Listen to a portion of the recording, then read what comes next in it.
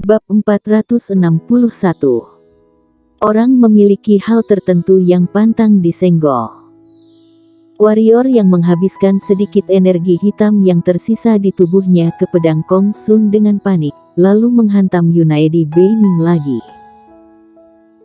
Pedang Kong Sun muncul secara aneh di belakang kepala Yunaedi Beiming, membuat bulu-bulu di sekujur tubuhnya Yunaedi Beiming tiba-tiba berdiri. Dengan tubuhnya terpelintir, Yunaedi Beiming sekali lagi menghindari pedang dalam persekian detik. Meskipun dia lolos dari pedang Warrior Yang, wajah Yunaedi Beiming menjadi sangat serius. Melihat pedang Kong Sun di tangan Warrior Yang, terlihat jelas ketakutan di matanya. Serangan senjata Dao ini benar-benar aneh. Bahkan dia tidak berani meremehkannya. Melihat Yunaedi Beiming bersembunyi, Warrior yang diam-diam berkata sangat disayangkan. Dia tahu bahwa dengan kekuatannya saat ini, Yunaedi Beiming tidak bisa dibunuh lagi. Lagi pula dia bukan alam bangsawan sekarang. Alasan mengapa dia melakukannya bukan hanya karena dia ingin membunuhnya, tetapi juga karena dia tahu betul bahwa pihak lain tidak akan membiarkannya pergi. Karena mereka berdua tidak akan membiarkan pihak lain pergi, maka dia hanya bisa bertindak lebih dulu. Setelah mengayunkan pedang ini, wajah Warrior yang menjadi pucat pasi. Dia membunuh dua alam bangsawan sebelumnya dan menyebabkan dia mengeluarkan energi hitam yang berlebihan di tubuhnya. Sekarang, bahkan jika ada batu energi tingkat unggul, dia tidak dapat mengayunkan pedang Kong Sun lagi. Kak. Feni mengulurkan tangan dan meraih tangan Warrior Yang, wajah mungilnya penuh kekhawatiran. Clara Xiao berjalan ke sisi Warrior Yang. Meskipun dia tidak berbicara, kekhawatiran di matanya terlihat jelas.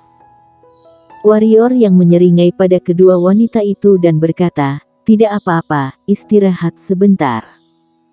Kamu tidak punya waktu untuk istirahat." Di atas langit, Yunaedi Beiming memandang Warrior Yang, dan berkata dengan dingin, "Keluargaku Beiming awalnya tidak ingin menjadi musuhmu, tetapi kamu melakukan apapun tanpa ampun. Dengan demikian, maka aku akan membunuhmu. Aku ingin melihat apakah Kaisar Si dan Kaisar Monster akan menyerang keluarga Beiming aku demi kamu." Yunaedi Beiming, kamu sepertinya sudah melupakan keberadaan aku. Sandy Lin di samping berdiri di depan Warrior Yang dan berkata dengan dingin. Yunaedi Beiming memandang Graham Sen yang berada di samping, dan berkata, "Kak Graham Sen, cucuku adalah satu-satunya muridmu. Dia sekarang dipenggal di depanmu, kamu tidak akan membalaskan dendam untuknya."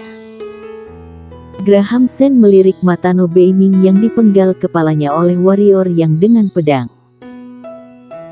Niat membunuh yang dingin melintas di matanya, dan dia menarik napas dalam-dalam. Lalu Graham Sen menatap Sandy Lin dan berkata, "Tetua Lin, sepertinya kita untuk sudah lama tidak berlatih bersama. Hari ini kita berlatih dua jurus."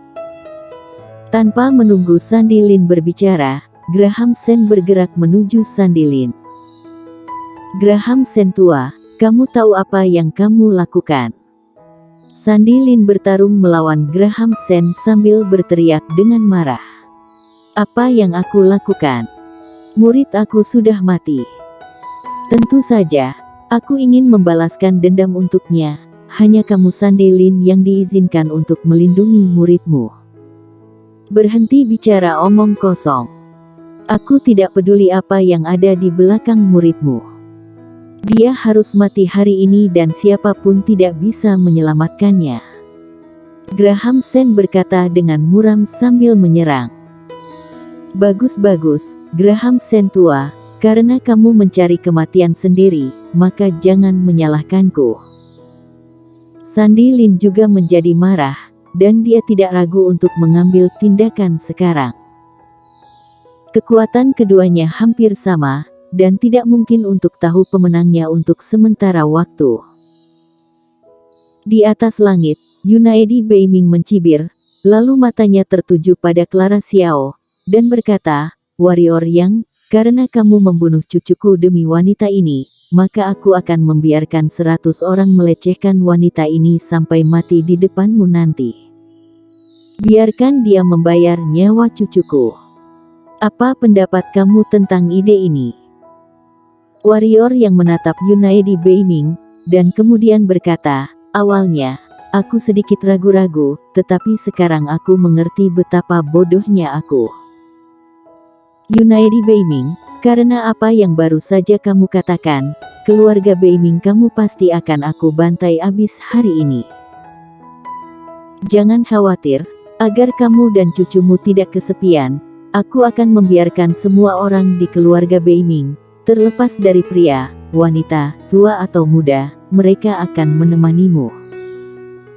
Setelah kata-kata itu jatuh, warrior yang mengeluarkan jimat transmisi suara tingkat terbaik dan melemparkannya ke udara. Setelah pergi, jimat transmisi suara bergetar sedikit di udara, lalu meledak. Hancurkan keluarga Beiming aku. Yunaedi Beiming menyeringai dan berkata, oke, aku ingin melihat bagaimana kamu ingin membantai keluarga Beiming aku. Jangan khawatir, aku berubah pikiran dan tidak akan membiarkan wanita di sampingmu mati. Aku ingin dia hidup lebih buruk daripada mati. Dan adikmu, aku mendengar bahwa kamu sangat mencintai adikmu. Jangan khawatir, aku tidak akan membiarkan dia mati. Aku akan membiarkan wanita ini dan adikmu diperkosa di depanmu. Setelah itu, Yunaedi Beiming bersiap untuk melakukannya. Pada saat ini, ruang berfluktuasi. Kemudian, di bawah mata Yunaedi Beiming yang curiga, dua wanita berpakaian hitam muncul dengan aneh di lapangan. Kemudian, ada 3 lagi. Lebih dari 1 selusin orang muncul di lapangan satu demi satu. Ini semua master alam bangsawan. Hati Yunaedi Beiming tercengang. Secara alami, orang-orang yang datang adalah Chiana dan Regina. Bunuh siapa? Tanya Regina lebih dulu. Dalam penyerbuan Istana Bunga, dia mendapatkan banyak batu tingkat energi terbaik, yang membuatnya merasa senang dengan warrior yang, karena warrior yang benar-benar membayar terlalu banyak. Setelah menerima jimat transmisi suara warrior yang, dia datang tanpa ragu-ragu. Ketahuilah, jika dia terlambat, maka batu energi tingkat terbaik mungkin milik orang lain. Mendengar kata-kata Regina, ekspresi Yunaedi Beiming berubah. Dia tidak menyangka orang-orang ini adalah pembantu warrior yang begitu banyak master alam bangsawan. Memikirkan apa yang dikatakan warrior yang tadi, wajah Yunaedi Beiming tiba-tiba menjadi pucat. Di samping, Sandilin dan Graham Sen juga berhenti berkelahi. Keduanya menatap Regina dan yang lainnya kaget. Begitu banyak master alam bangsawan muncul sekaligus, dan mereka semua dipanggil oleh warrior yang ini benar sekali luar biasa. Warrior yang melirik Yunaedi Beiming, lalu berkata, kalian akan pergi ke keluarga Beiming dan membunuh semua master di atas alam spiritual. Jangan pedulikan alam spiritual dan di bawahnya. Adapun kepala keluarga Beiming ini, biarkan dia hidup dulu. Warrior yang, berani kamu. Yunaedi Beiming berteriak dengan marah dari samping. Warrior yang langsung mengabaikan Yunaedi Beiming dan menatap Regina. Regina mengangguk, meninggalkan 3 master alam bangsawan, dan kemudian bergerak dengan bawahan di belakangnya dan terbang menuju keluarga Beiming. Warrior yang, anggap keluarga Beiming aku sudah kalah, dan masalah ini dilupakan, bagaimana?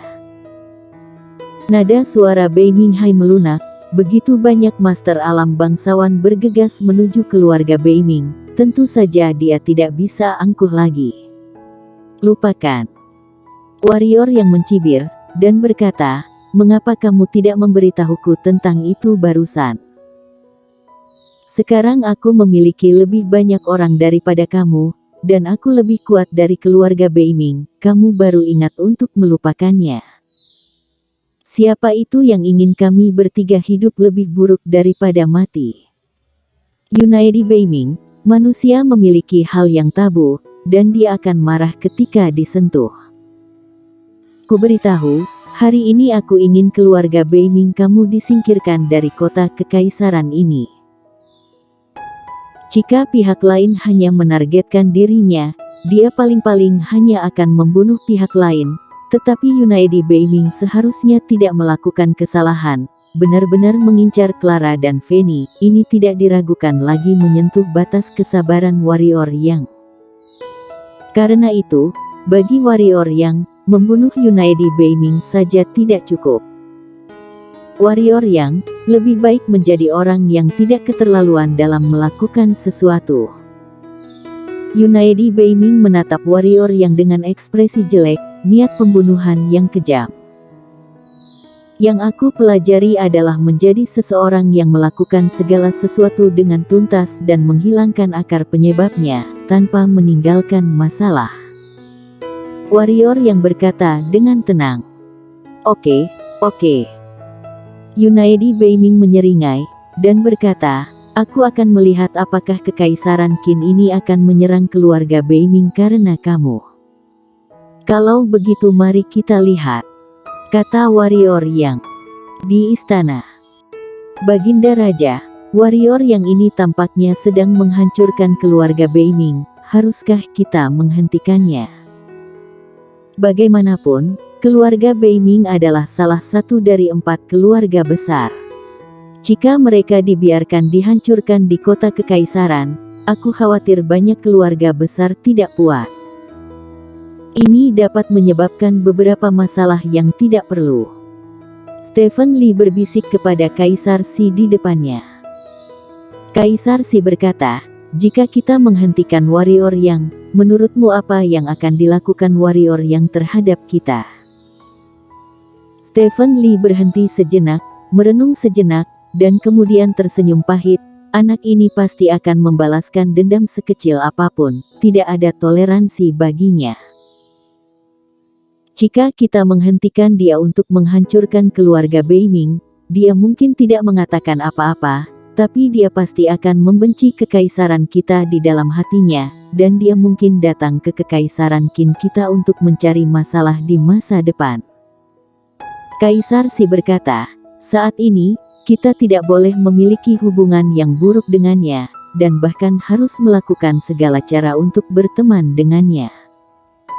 Bukan hanya karena dia mewakili kerajaan monster, tetapi juga karena dia kaisar pedang kontemporer dan memiliki hubungan yang baik dengan dewa pendekar kontemporer. Kalian pasti tahu, orang yang tidak gentar dengan pedang raja manusia hanyalah kaisar pedang dan dewa pendekar. Apalagi dengan bakatnya, paling lama dalam 100 tahun, 100 tahun kemudian, wilayah selatan ini mungkin tidak dapat menghentikan dia. Stephen Lee menghela nafas dengan suara rendah dan berkata, tapi keluarga Beiming ini adalah salah satu dari 4 keluarga besar, dan memiliki hubungan yang baik dengan kekaisaran Qin kita. Kaisar Xi melambaikan tangannya dan memotong kata-kata Stephen Lee, mengatakan, keluarga Beiming cari mati sendiri, tidak bisa menyalahkan siapapun. Sudah tahu kaisar pedang telah bangkit, dan memiliki persahabatan dengan kekaisaran Qin kita dan monster kerajaan, tetapi masih menyentuh batas kesabaran dia, Yunaedi Beiming ini benar-benar idiot. Dibandingkan dengan Yunaedi Beiming, Mulyadi Sangguan dari keluarga Sangguan jauh lebih pintar. Tidak cocok bagi kekaisaran Qin kita untuk ikut campur. Apakah keluarga Beiming hidup atau mati? Itu semua tergantung pada nasib mereka sendiri. Mendengar ini, Stephen Lee tidak lagi menganjurkan, dia langsung mengangguk, lalu perlahan mundur keluar. Baru saja akan keluar dari pintu, Kaisar Xi tiba-tiba berkata, ada hal lain, yaitu warrior yang telah menjadi menantu dari kekaisaran Qin kita.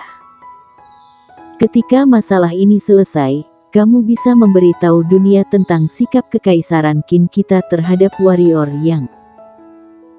Hati Stephen Lee bergidik, dan kemudian dia menggelengkan kepalanya diam-diam. Keluarga Beiming ini benar-benar berakhir. Di pintu perkumpulan Master Rune, Yunaedi Beiming tersungkur di tanah, menatap ke depan dengan ekspresi bagaikan kehilangan jiwa. Di depannya ada puluhan kepala berdarah. Dia tahu kepala-kepala ini adalah master dari keluarga Beiming. 2 di antaranya adalah adik kandungnya. Di samping kepala-kepala itu, ada lebih dari 200 orang yang berlutut. Dia juga mengenal 200 orang ini. Ini adalah anak-anak dari keluarga Beiming, tua dan muda. Tentu saja, yang lebih penting adalah ada orang-orang berbaju hitam saat ini yang berdiri di sebelah orang-orang ini, dan di leher orang-orang ini ada belati bersinar. Warrior Yang, masalah ini antara kamu dan aku. Ini tidak ada hubungannya dengan anak-anakku dari keluarga Beiming. Selama kamu rela melepaskan mereka, aku bersedia memadamkan amarahmu dengan kematianku. Yunaedi Beiming menatap warrior Yang. Saat ini dia sudah mengetahui sikap kekaisaran Qin terhadap warrior Yang dan keluarga Beiming. Tidak diragukan lagi bahwa kekaisaran Qin berpihak pada warrior Yang, dan tidak ada harapan bagi keluarga Beiming. Warrior Yang mencibir dan berkata, sudah terlambat. Tepat ketika warrior Yang hendak memerintahkan pembunuhan. Sebuah desahan muncul di tempat kejadian, dan kemudian Susanto Bai muncul di depan semua orang. Susanto Bai melirik tumpukan kepala, dan kemudian ke warrior Yang, dan berkata, bencana tidak boleh dilibatkan kepada istri dan anak-anak. Warrior Yang memandang aku, bagaimana kalau biarkan orang-orang ini hidup? Mengapa ketua Bai tidak maju untuk membela junior ketika Yunaedi Beiming menyerang junior? Warrior Yang berkata pelan. Susanto Bai terdiam, dan dia akan mengatakan sesuatu, tetapi warrior Yang melambaikan tangannya dan berkata, tidak perlu berkata apa-apa lagi, Leno Zhang, bunuh mereka semua tanpa terkecuali. Bersambung.